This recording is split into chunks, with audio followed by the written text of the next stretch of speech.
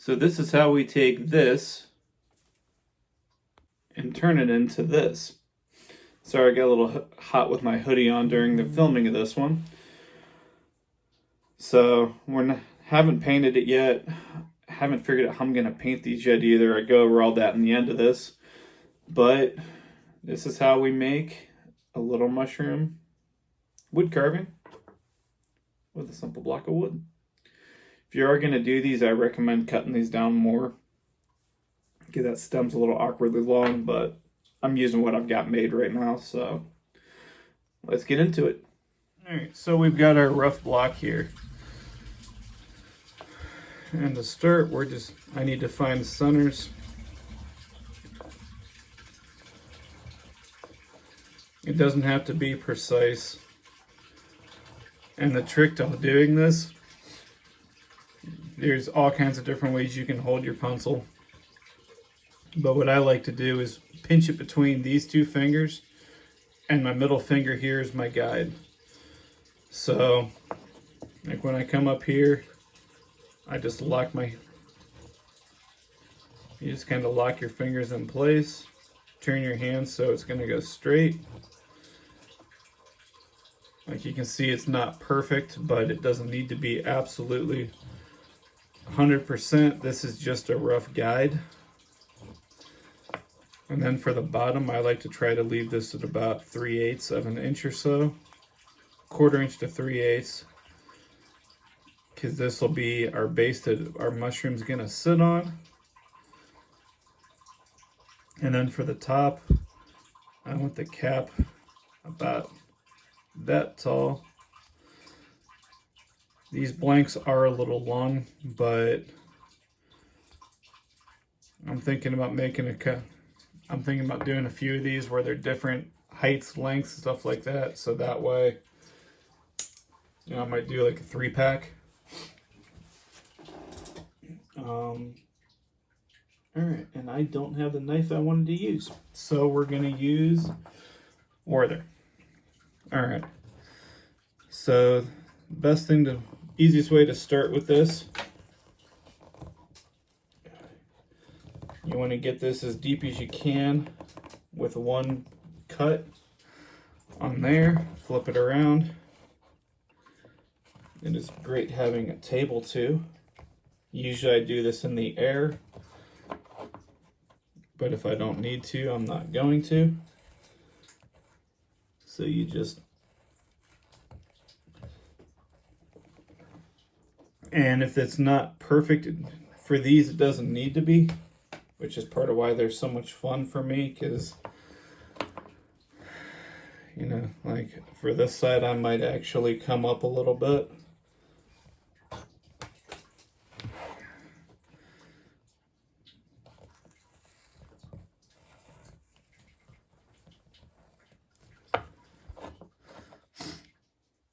And there's that.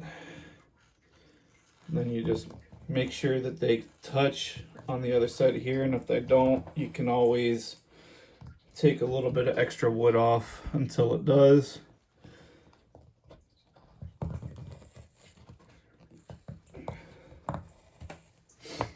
All right, and from there I need a little more space, so I'm just gonna lift this up.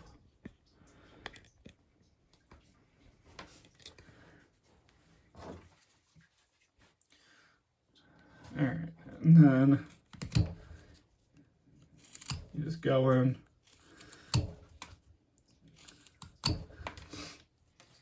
Now for these, like when I'm doing dudelets, I usually do that, take all the rough edges off, and then go in. But for mushrooms, what I like to do is just get your cap completely done, so I don't have to come back up to it at all for anything. So we'll just do that, do that. And the trick is I'm not trying to take, that's a little deep. I'm not trying to go that deep.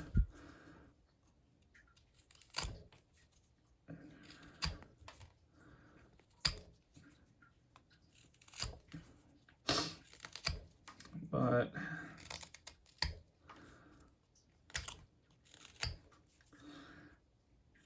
And then I want to actually put a little bit more of an angle at the top. So I'm gonna do this.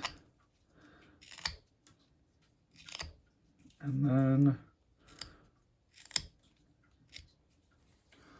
do that. So that's gonna be the rough shape of the top of the mushroom.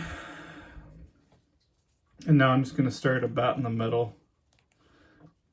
And we're just gonna work our way down through. So for now, I'm actually want to take these edges off. And then I'm just gonna recut those lines in. Because you don't want a square like this. You don't want a square edge, you want it round, because most mushrooms are round. And when I say I don't normally use a table, now it's kind of not an option to use this, so it's too hard to get a square cut in there. So I just use my hands like I normally do. And then you just come around. If that falls off, it falls off. I'm getting a little warm. I gotta lose this hoodie real quick.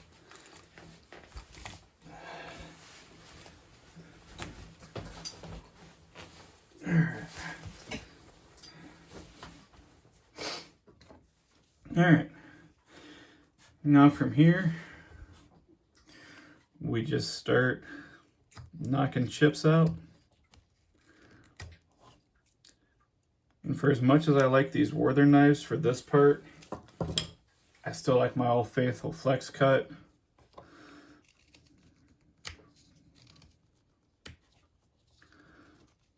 So we're just gonna go through. And the reason I'm doing this cut here, it's called a stop cut. That way, when it's done, my blade stops. And as long as you're not pushing crazy hard to get through and you're keeping your blade sharp, that click you hear at the end, it actually helps my blade stop, and it gives a break there, so I'm less likely to cut into what I don't want to cut.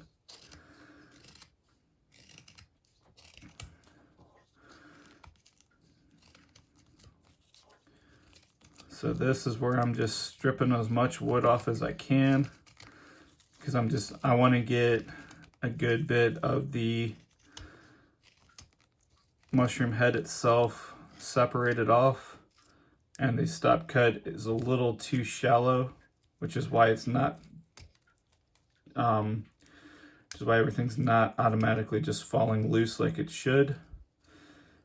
That's when you just go through, work your way back into the base.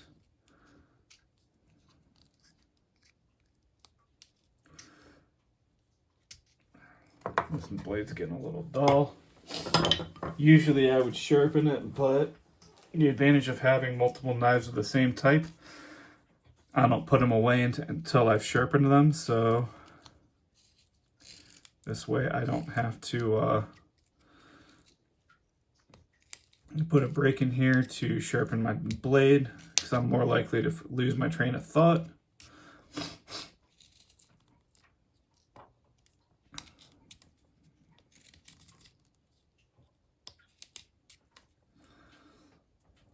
Alright. Now we just got, alright.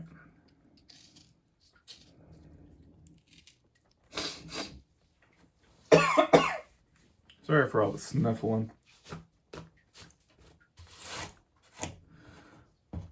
Alright, so from here, I'm going to start coming down towards the base.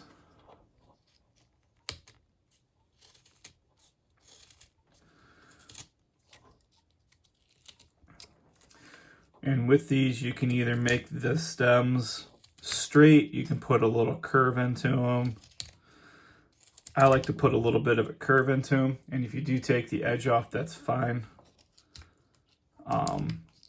It's actually usually the last thing I do, because that way I can still make sure it'll stand up on it. All right, so I want to take this side in more.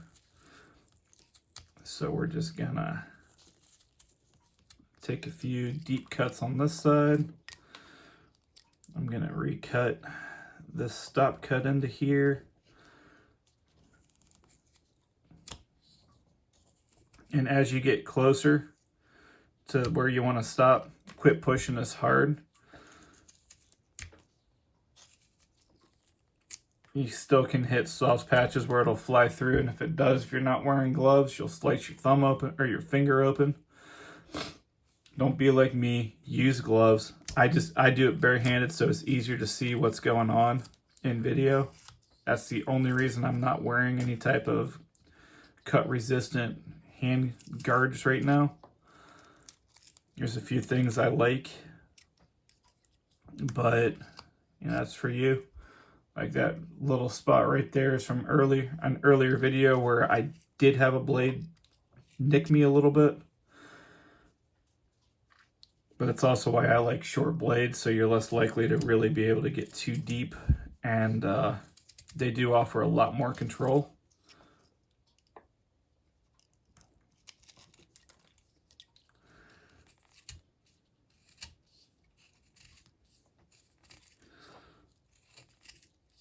So now I'm gonna be cutting in and trying to put a little bit of an angle. You can see where I'm kind of pulling down.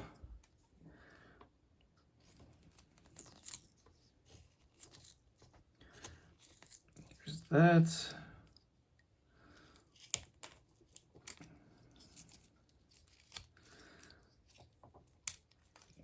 And then you just keep working your way around.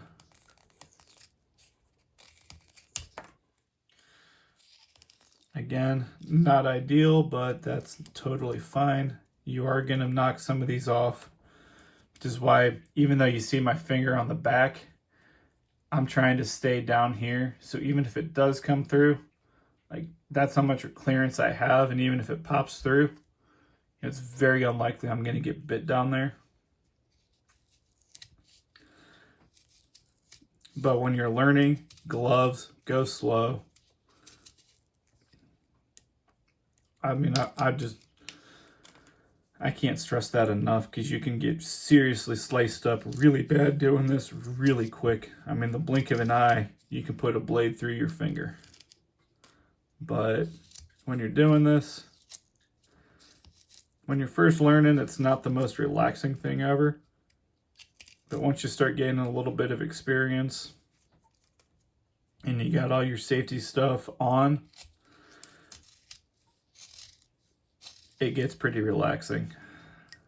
It's my favorite way to end the day, is make a few little carvings.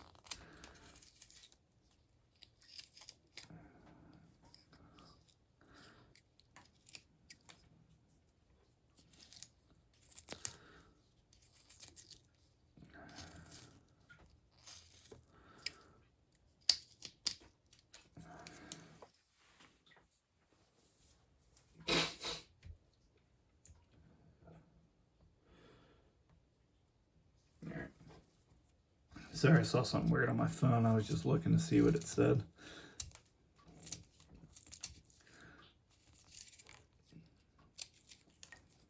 Because I do have YouTube on in my ear too, so.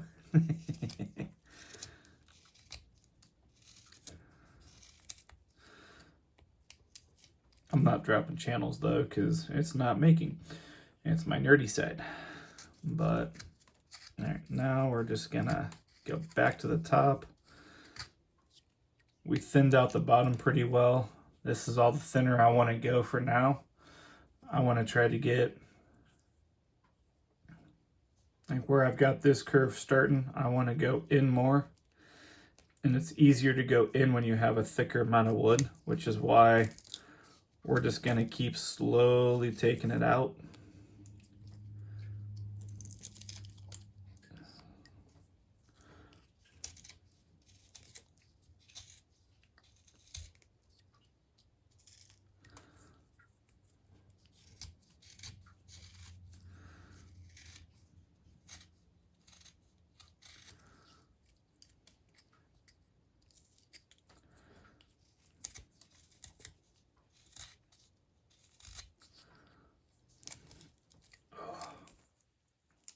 All right. And the biggest trick with doing any type of serious wood carving, don't be in a hurry. Take your time.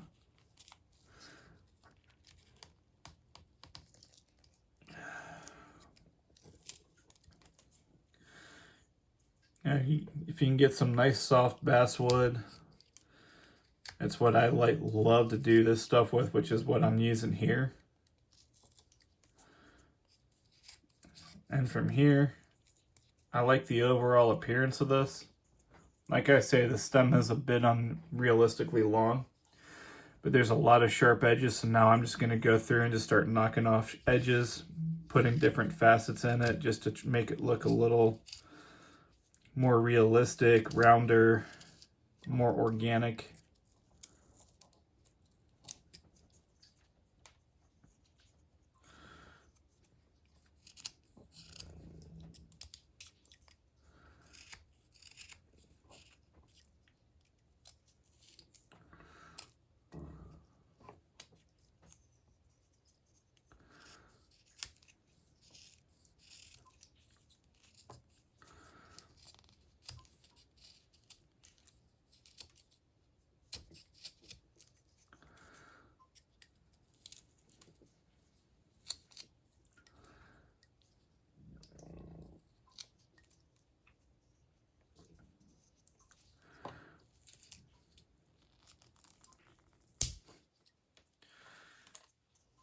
That was unfortunate.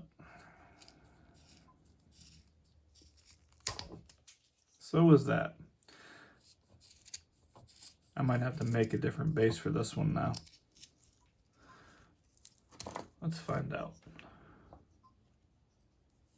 Nope. I'll make that work. But yeah, that's just how fast when these start getting narrow, that you can cut through it. I was kind of zoned out for a minute.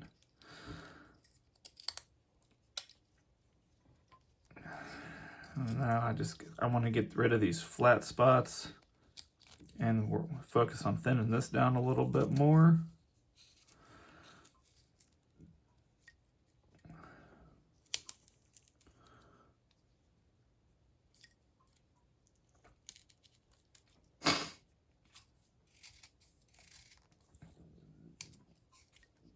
Ow.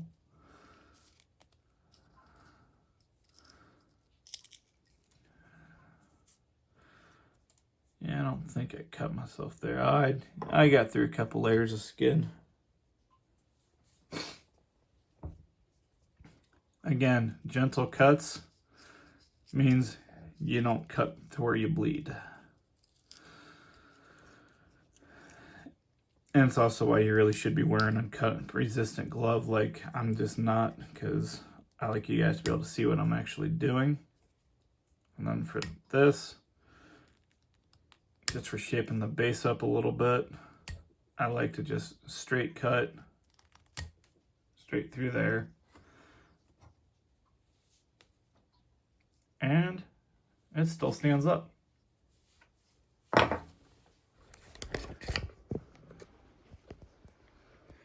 Just like that. I haven't started painting any of these yet. This is a relatively new project that I've started working on.